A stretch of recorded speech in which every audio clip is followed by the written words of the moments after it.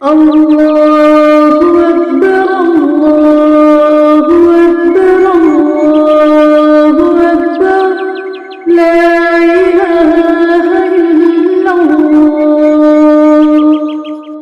واللہ اکبر اللہ اکبر اللہ اکبر وللہ الحمد اللہ اکبر کبیرا والحمد للہ کثیرا وسبحان اللہ بکرۃ واصیلا۔ انسان کی ذات تب قیمتی بنتی ہے جب انسان اپنے رب سے تعلق قائم کر لیتا ہے۔ تو یہ دن ایسے ہیں جو بندے کو رب العالمین سے ملا دیتے ہیں، رب سے قریب کر دیتے ہیں۔ اپنے قرب حاصل کرنے کے بہانے رکھے ہیں اللہ سبحانہ و تعالیٰ نے ان دنوں میں، تو ہمیں پیچھے نہیں رہنا چاہیے۔ جو اللہ کا طلبگار بندہ ہے وہ ہر وقت ان کا قرب مانگتا ہے، تو قربانی قرب الہی کو حاصل کرنے کا ایک بہترین عمل ہے۔ یہ جو دن ہیں یہ یادوں کے دن ہیں، یہ ان ہستیوں سے انسان کی طرف سے رشتے جوڑنے کے دن ہیں جنہوں نے وفا کا حق ادا کر دیا۔ انسان یاد کرتا ہے ان دنوں میں اللہ کے خلیل ابراہیم علیہ السلام کو، ان کی فیملی کو، اور رب العالمین سے ان کے مضبوط تعلق کو۔ وہ ہم یاد کرتے ہیں ان کی قربانی کو۔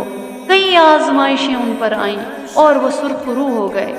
سب سے بڑی آزمائش اولاد کے حوالے سے ان کو قربانی کے لیے پیش کرنے کے حوالے سے ان پر آئی، وہ اس موقع پر بھی سرخرو ہو گئے۔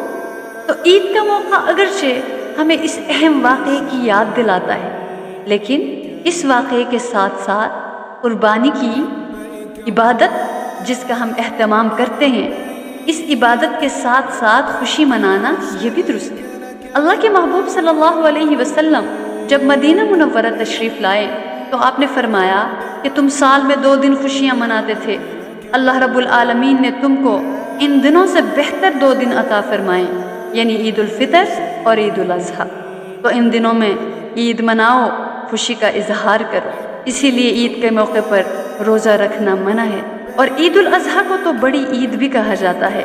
یہ عید 3 دن تک منائی جاتی ہے۔ روایت میں آتا ہے نبی کریم صلی اللہ علیہ وسلم نے فرمایا کہ یہ دن کھانے پینے، خوشی کا لطف اٹھانے اور اللہ رب العالمین کو یاد کرنے کے دن۔ ایک اور روایت میں آتا ہے نبی کریم صلی اللہ علیہ وسلم نے عید کے دن حضرت عائشہ رضی اللہ تعالی عنہا کو حبشیوں کا کھیل یا تماشا دکھایا تھا، اور وہ آپ کے قریب کھڑے ہو کر اس کو دیکھتی رہیں۔ جب تھک گئیں تو وہ واپس لوٹ گئیں۔ معلوم ہوا کہ عید کے دن کھیل کود، کھانا پینا، یہ تمام کام ایک جائز حد میں رہ کر کریں تو کوئی حرج نہیں ہے۔ خوشی کے موقع پر خوش ہونا یہ ایک سنت عمل ہے۔ نبی کریم صلی اللہ علیہ وسلم جب مدینہ منورہ تشریف لائیں تو وہاں کے حالات اتنے اچھے نہیں تھے، اور وہ مسلمان جو مکہ سے ہجرت کر کر آئے تھے ان کے حالات بھی اچھے نہیں تھے، مگر ان سب کے باوجود عید منانے کا اہتمام کیا گیا۔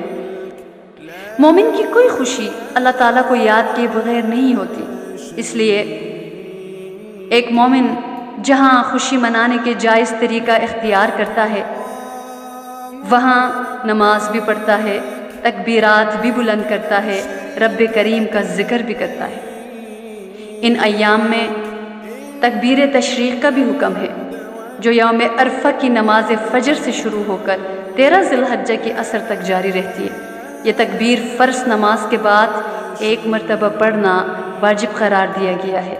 اللہ اکبر اللہ اکبر لا الہ الا اللہ واللہ اکبر اللہ اکبر وللہ الحمد۔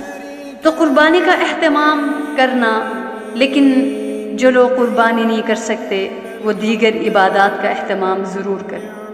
عید کی صبح غسل کر کے نیا لباس پہننا یہ بھی ایک سنت عمل ہے۔